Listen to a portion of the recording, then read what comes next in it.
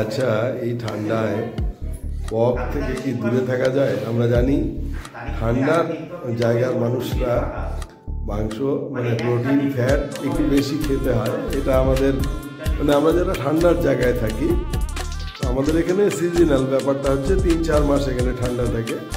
তো এরকমই এক বন্ধুর বাড়িতে নিমন্ত্রিত হয়ে এসেছি। আমাদের এখানে সাধারণত বাড়িতে হয় না সেরকমভাবে। তো বন্ধু আমাদের জন্যই রেঁধেছে। দেখে থাকবেন টোটাল নর্থ ইস্ট, আপনার নাগাল্যান্ড, অরুণাচল, মেঘালয়, এই সমস্ত জায়গায় কিন্তু প্রচুর ঠান্ডা এবং সেইখানে এই পক মিটের কিন্তু প্রচুর প্রচলন। যদিও আজকের দিনে আমাদের সাধারণ বাঙালি মধ্যবিত্ত সমাজে এটা একটু অন্যরকমভাবে দেখা হয়, জানি না কেন, কিন্তু এক সময় কিন্তু যে রাজাদের সময় যে এইটা বড়াও শিকার, মৃগর শিকার, এটা কিন্তু একটা বিশেষ প্রচলন ছিল এবং রাজাদের একটা শৌর্য বীর্যের প্রতীক হিসেবে দেখা হতো। এবং এটা এই বরাহটা কিন্তু আমাদের খাওয়ার মানে হিন্দু বাঙালি তথা ভারতীয়দের যারা মাছ মাংস খায় তাদের খাওয়ার সঙ্গে কিন্তু এটা ওতপ্রোতভাবে জড়িত।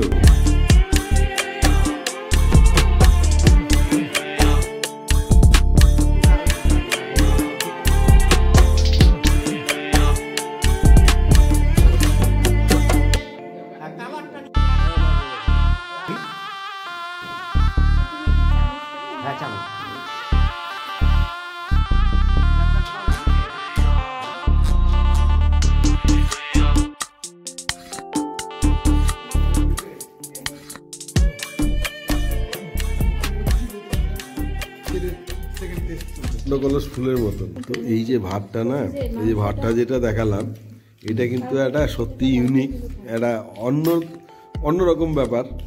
আমার এই ভাত খাওয়ার কথা নয়, কিন্তু দেখেই লোভ সামলাতে পারিনি এবং খেয়ে যেটা মনে হলো অদ্ভুত।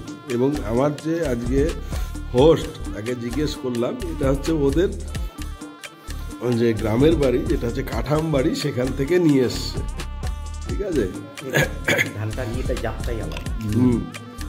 আদতে কি হয়েছে, আমার সর্দি কাশি, আমাদের এখানে যেটা নিয়ম আছে, মানে আমরা যে জায়গায় থাকি উত্তরবঙ্গে, এখানে কিন্তু ঠান্ডাটা একটু বেশি। তো সেই ঠান্ডাতে যেটা বলা হয় না সর্দি কাশিতে, আমাদের এখানে আমাদের উত্তরবঙ্গে আমরা যেখানে থাকি কুচবিহারে, এখানে কিন্তু আমাদের খাওয়া দাওয়া এবং রোগ সম্পর্কে কিছু আমরা বলি বাতুল জিনিস আছে আমাদের। বাতুলের মধ্যে যেটা হচ্ছে সর্দি কাশি ব্যথা যদি থাকে, সেখানে গরুর মাংস খাওয়া যাবে না, হাঁসের মাংস খাওয়া যাবে না, খাসির মাংস খাওয়া যাবে না, বোয়াল মাছ খাওয়া যাবে না, এরকম অনেক রকম ঠাকরি কালের ডাল খাওয়া যাবে না। তারপরেও আমি কিন্তু এই বন্ধুর নেমন্তন্নে এখানে এসেছি এবং আমার প্রচুর সর্দি লেগেছে, আপনারা কথা শুনেই বুঝতে পারছেন। তারপরেও আমি কিন্তু খাচ্ছি, কিন্তু মানে এতটাই ভালো হয়েছে, মানে আই ক্যান্ট রেজিস্ট ইট, মানে এতটাই সুস্বাদু হয়েছে। আচ্ছা, খা না, সত্যি বলছি, মানে একদম অতিরিক্ত না বাড়িয়ে অদ্ভুত হয়েছে। আমি যখন নর্থ ইস্টে যাই, নর্থ ইস্টে গেলে তো ওখানে তো ঠান্ডা, ওখানে কিছু না কিছু ফ্যাট প্রোটিন রিলেটেড খাবার খেতে হয়। তো সেই জায়গাতে আমি খাই, সেটা আপনারা দেখেছেন। আমার কোনো খাওয়ার ব্যাপারে ছুত মার্গ নেই, কিন্তু আমাদের এখানে কিন্তু এটা খুব লিমিটেড।